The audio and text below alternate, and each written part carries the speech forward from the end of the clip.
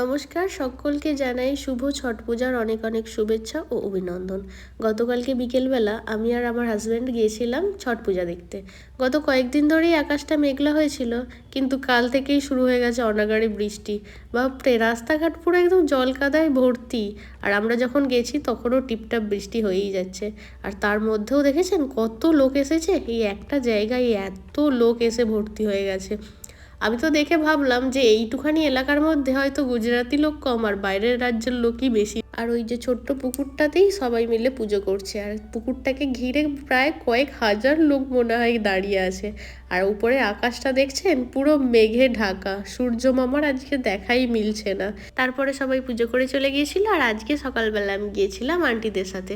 তখন বাজে 6টা, কিন্তু এখানে তখনও অন্ধকার। গিয়ে দেখি আজকে একটু লোকটা কম, কারণ সবাই সকালে ডিউটি যাবে। আর রাতে প্রচুর বৃষ্টি হয়েছে, আর এখনও টিপটাপ বৃষ্টি হয়ে যাচ্ছে, প্রচুর কাদা হয়ে গেছে। তারপর সকাল হতে পুজো কমপ্লিট করে এই যে সবাই মিলে বাড়ির পথে রওনা দিচ্ছি, আর সব আন্টিরা আমাকে এত প্রসাদ দিয়েছে।